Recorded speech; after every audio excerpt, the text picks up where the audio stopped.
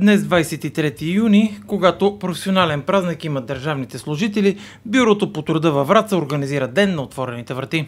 Имам удоволствието да ви поздравя с добре дошли при нас в Деня на отворените врати под наслов "Да работи с мисъл за хората".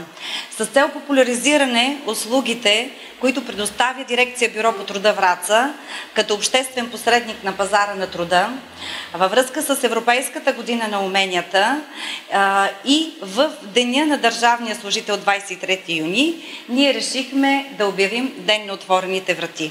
Виолета Андреева представи услугите, предоставени от Бюрото по труда, визията и мисията на институцията като част от Агенцията по заетостта.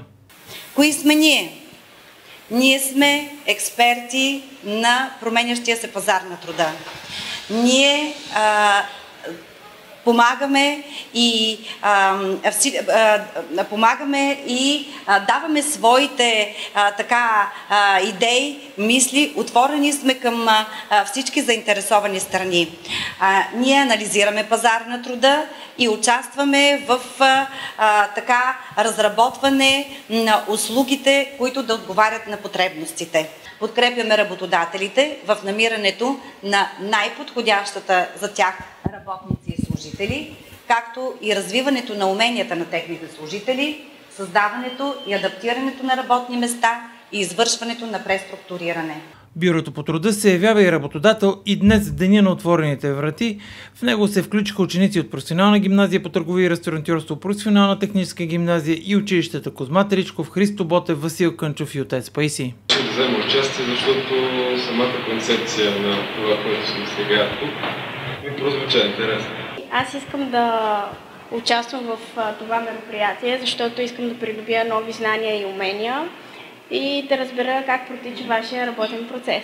Учениците се запознаха на място с работата на експертите, техните отговорности и спецификата на съответната позиция, а Дейвид Цановски от Професионалната гимназия по търговия и ресторантьорство зае поста на директор на Бюрото по труда. Директор се запознава с всяко едно писмо, с всяко едно указание, което идва, за да знае след това на кого го резолира, на кого ще го възложи като задача, какви отговори, какви указания да даде за отговори, да организира дадено събитие, да контролира определени процеси, които са не само свързани конкретно с работата на Бюрото по труда, но така и с работата на останалите институции, на нашите социални партньори. Днес учениците научиха как се подават заявки от работодателите, как се подбират подходящи лица. Всички заявки, които се подават в Бюрото по труда, дали по програми или за първичен пазар, трябва да се входират, за да имат номер и след което ние вече започваме да работим по тях. В случая това е по програма за продължително безработни лица, компонент 2.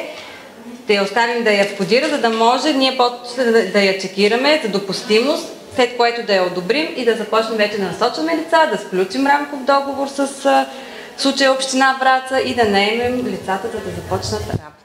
Работиме на принципа всяко търсещо работа лице си има собствен трудов посредник, така да го кажа. Тоест всички безработни лица и търсещи работа лица са разпределени между трудовите посредници в първа стая в робот офиса. Те ги регистрират и след това ги обслужват при посещението им в Бюрото по труда. Почваме да звъним по телефона, каниме безработните лица да дойдат на среща с всеки трудов посредник.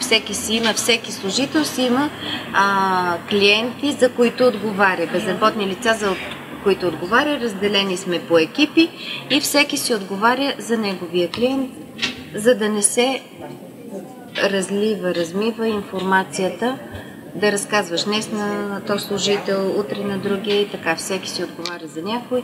Знаят си час, дата, имаме си, вече работиме с дни, с часове, когато му удобно се съобразяваме. Как лицата се мотивират и подготвят за интервюта за работа.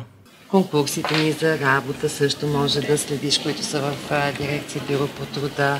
Започвам работа. Компонент 1 активиране. Аз съм експерт активиране по проекта, където е насочен към лица, които не са регистрирани в дирекция Бюро по труда, да ги активираме, анкетираме, регистрираме, да им предложим обучение, заетост, психологическо подпомагане, да ги включим в ателиета за търсене на работа, Също така, ако имат нужда да им съдействаме, да им изготвим CV, за да могат да се представят добре пред работодателя и да бъдат устроени на пазара на труда.